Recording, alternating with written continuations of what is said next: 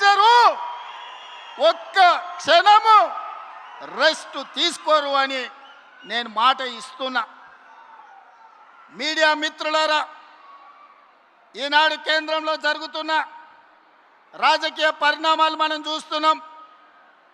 నరేంద్ర మోడీ, అమిత్ షా గారు మమతా బెనర్జీ పార్టీని చీల్చడం, ఆ పార్టీని చీల్చడం, ఇతర పార్టీలను లొంగదీసుకోవడం, వాళ్ళు అనుకున్న సీట్లు పెంచాలన్న బిల్లును రాబోయే పార్లమెంటులో ఎట్లయినా సరే బెదిరించైనా అదిరించైనా లొంగ తీసుకొనైనా బిల్లు ఆమోదింప చేసుకోవడానికి సర్వశక్తులు ఒడ్డుతున్నారు. ఈ పాపంలో వాళ్ళు విజయం సాధించడానికి అవకాశం ఉంది.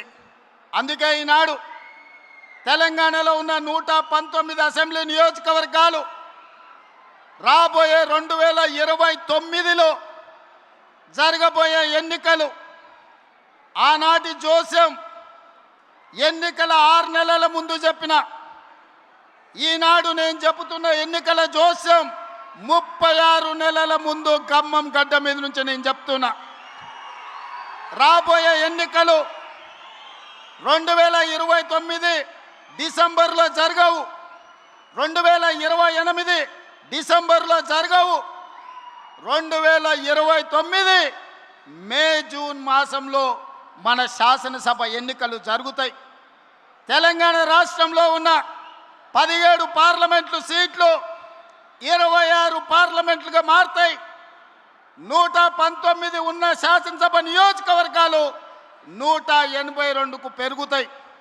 ఈరోజు చెప్తున్నా, 182 శాసనసభ నియోజకవర్గాలలో 117 సీట్ల పైన గెలిచి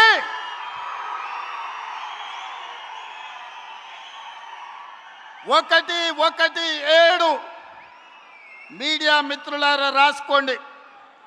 117 అంటే 117 శాసన సభ్యులను గెలిపించుకొని రెండవసారి తెలంగాణ రాష్ట్రంలో ప్రజాపాలనను, కాంగ్రెస్ ప్రభుత్వాన్ని గెలిపిస్తాం. రాముడు మీద, భద్రాచలం రాముడు మీద ఆనా.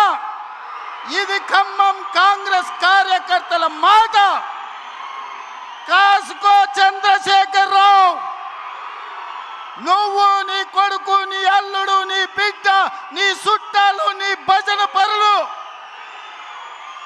నీ ఒప్పందాలు, నీ దొంగ సర్వేలు చేసే దొంగ ఏజెన్సీలతో సహా గుర్తుపెట్టుకోండి. ఈ తారీఖు జూలై 10, 2026 నాడు మాట చెప్తున్నా. ఈ మాట కోసం రోజుకు 18 గంటలు పనిచేస్తాం మేమందరం, మా మిత్రులందరూ. ఒక్క క్షణం కూడా పెరగము, ఆలస్యం చేయము.